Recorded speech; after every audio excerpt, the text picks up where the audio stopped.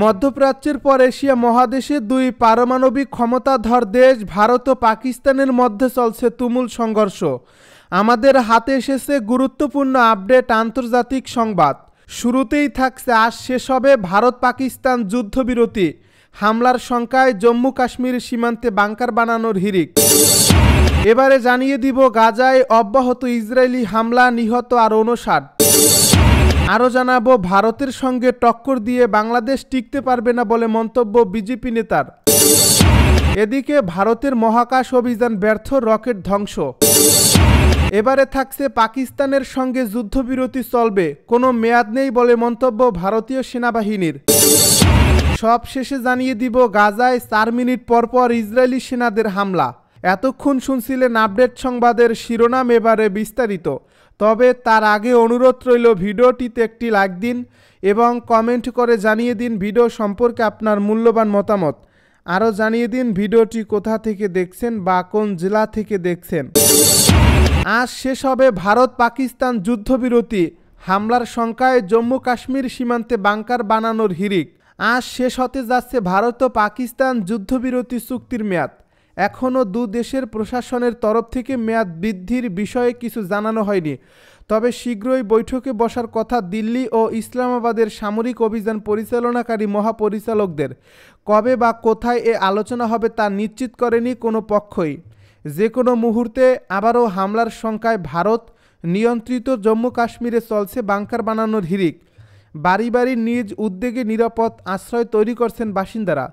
অন্যদিকে পাকিস্তান নিয়ন্ত্রিত আজাদ কাশ্মীরেও বাসিন্দাদের দিন কাটছে আতঙ্কে। ভারতের সাম্প্রতিক হামলায় আশ্রয়স্থল হারানো মানুষেরা এখন নিজেদের নিরাপত্তা নিশ্চিতে সরকারের কাছে স্থায়ী বাংকার নির্মাণের দাবি জানিয়েছেন। গোলার আঘাতে দেয়াল জুড়ে গভীর গর্ত, ভেঙে পড়েছে জানালার কাচ, খসে পড়ছে পলেস্তার। জম্মু কাশ্মীরের সীমান্তবর্তী এলাকার ক্ষতিগ্রস্ত এসব বাড়িঘর যেন ভারত পাকিস্তান সংঘাতের সেই ভয়াবহ দিনগুলোর কথাই স্মরণ করিয়ে দিচ্ছে। গাজায় অব্যাহত ইসরায়েলি হামলা, নিহত আর 59। ফিলিস্তিনের অবরুদ্ধ গাজায় বোমা হামলা অব্যাহত রেখেছে ইসরায়েলি সেনাবাহিনী। যুদ্ধবিধ্বস্ত এই উপত্যকাটিতে শনিবার মধ্যরাত থেকে ইসরায়েলি হামলায় কমপক্ষে আরও 59 জন নিহত হয়েছেন। চিকিৎসা সূত্রের বরাতে রোববার এক প্রতিবেদন এই তথ্য জানিয়েছে কাতার ভিত্তিক সংবাদ মাধ্যম আল জাজিরা। চিকিৎসা সূত্র জানিয়েছে মধ্যরাত থেকে ইসরায়েলি হামলায় কমপক্ষে 59 ফিলিস্তিনি নিহত হয়েছেন। নিহতদের মধ্যে দক্ষিণ গাজার কথিত নিরাপদ অঞ্চল আল মাওয়াসির 36 জন রয়েছেন। গাজার স্বাস্থ্য মন্ত্রণালয়ের সর্বশেষ হিসাব অনুযায়ী 2023 সালের 7 অক্টোবর ইসরায়েলি আগ্রাসন শুরু করার পর থেকে এখন পর্যন্ত 53,000-এরও বেশি মানুষ নিহত হয়েছেন, আর আহতের সংখ্যা ছাড়িয়েছে 1,20,000। ভারতের সঙ্গে টক্কর দিয়ে বাংলাদেশ টিকতে পারবে না বলে মন্তব্য বিজেপি নেতার। ভারতের সঙ্গে টক্কর দিয়ে বাংলাদেশ টিকতে পারবে না বলে মন্তব্য করেছেন বিজেপি নেতা দিলীপ ঘোষ।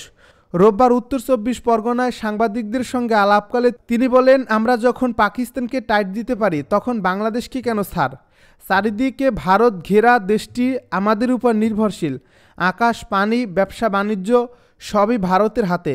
বাংলাদেশের এটা বোঝা উচিত যে ভারতের বিরুদ্ধে গেলেই তাদের টিকে থাকা সম্ভব নয়। ভারতের বাণিজ্য ও শিল্প মন্ত্রণালয় বাংলাদেশের উপর কয়েকটি পণ্যের আমদানি সংক্রান্ত বন্দর নিষেধাজ্ঞা আরোপ করছে। এরপর দিলীপ ঘোষ এ মন্তব্য করেন। ভারতের বাণিজ্য ও শিল্প মন্ত্রণালয়ের আওতাধীন director general of foreign trade এর নির্দেশনার পরপরই এই নিষেধাজ্ঞা কার্যকর করা হয়েছে। ভারতের মহাকাশ অভিযান ব্যর্থ, রকেট ধ্বংস।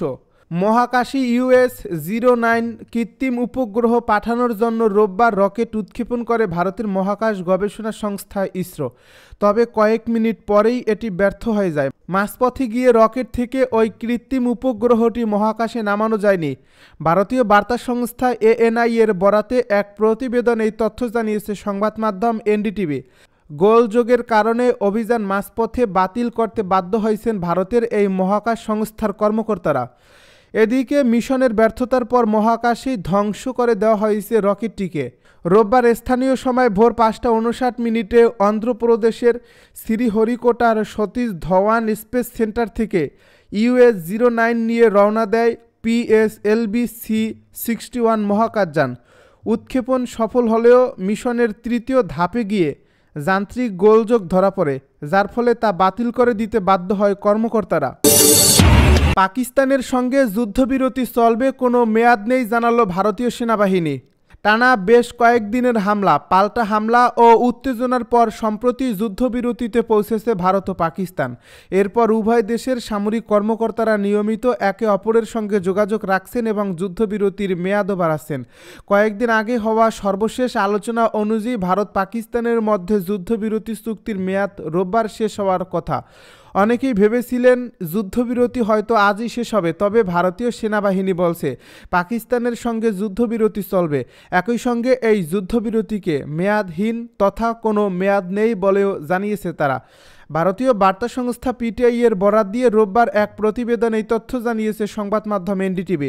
সংবাদ মাধ্যমটি বলছে ভারত ও পাকিস্তানের মধ্যে গত 12 মে যে যুদ্ধবিরতির সিদ্ধান্ত নেওয়া হয়েছে তা এখনই শেষ হচ্ছে না, এমন তথ্যই জানিয়েছে ভারতীয় সেনাবাহিনীর এক উচ্চপদস্থ সেনা কর্মকর্তা। রোববার তিনি বলেন, যারা ভাবছেন এই বিরতি শুধু সামরিক, তাদের জন্য স্পষ্ট করে দিচ্ছে ডিজিএমওদের আলোচনায় যে যুদ্ধবিরতির সিদ্ধান্ত হয়েছে তার কোনো নির্দিষ্ট মেয়াদ নেই। তিনি আরও জানান, রোববার দুই দেশের সামরিক বাহিনীর ডিজিএমওদের মধ্যে কোনো আলোচনা হওয়ার বিষয়টি নির্ধারিত নেই। উল্লেখ্য, গত কয়েক সপ্তাহের সামরিক উত্তেজনার পর 12 মে ভারত ও পাকিস্তান যুদ্ধবিরতিতে সম্মত হয়। এরপর থেকেই সীমান্তে গোলাগুলি বন্ধ রয়েছে এবং উভয় পক্ষই উত্তেজনা প্রশমনে কূটনৈতিক ও সামরিক পর্যায়ে বিভিন্ন পদক্ষেপ নিচ্ছে। গাজায় 4 মিনিট পর পর ইসরায়েলি সেনাদের হামলা। গাজায় হামাসকে পরাজিত করা এবং সেখানে থাকা ইসরায়েলি বাকি জিম্মিদের মুক্ত করতে বড় ধরনের সামরিক অভিযান শুরু করেছে ইসরায়েলি সেনাবাহিনী। শনিবার প্রতি 4 মিনিট পর পর একবার করে হামলা চালিয়েছে দখলদার এ বাহিনী। এই হামলায় একদিনেই 146 জন ফিলিস্তিনি নিহত হয়েছেন। এদিকে প্রায় 10 লাখ গাজাবাসীকে লিবিয়ায় স্থায়ীভাবে পুনর্বাসনের পরিকল্পনা করছে ট্রাম্প প্রশাসন। এ বিষয়ে লিবিয়ার শাসক গোষ্ঠীর সঙ্গে যুক্তরাষ্ট্রের পক্ষ থেকে যোগাযোগ করা হয়েছে বলে খবর দাবি করা হয়েছে। বিবিসির এক খবরে বলা হয়েছে, ইসরায়েলি প্রতিরক্ষা বাহিনী বা আইডিএফ তাদের হিব্রু ভাষায় পরিচালিত এক্স অ্যাকাউন্টে এক পোস্টে জানিয়েছে তারা অপারেশন গিডিয়ন্স চ্যারিয়টস নামে একটি সামরিক অভিযান শুরু করছে, যার লক্ষ্য গাজার কৌশলগত এলাকার দখল নেওয়া।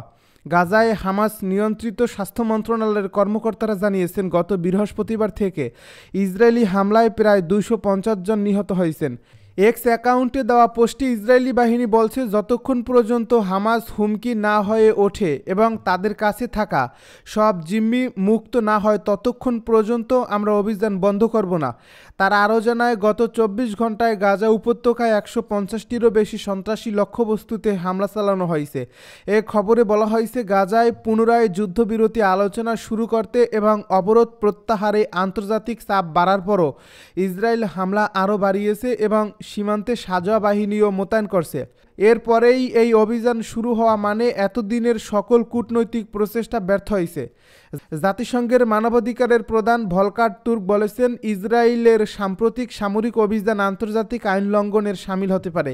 তিনি বলেন, এই সর্বশেষ বোমাবর্ষণ, বাসিন্দাদের জোরপূর্বক স্থানান্তর, বিভিন্ন এলাকাকে পদ্ধতিগতভাবে ধ্বংস করা এবং মানবিক সহায়তা না ঢুকতে দেওয়া সবকিছু মিলে মনে হচ্ছে গাজায় একটি স্থায়ী জনসংখ্যাগত পরিবর্তনের চেষ্টা চলছে, যা আন্তর্জাতিক আইন বিরোধী এবং জাতিগত নিধনের সমতুল্য।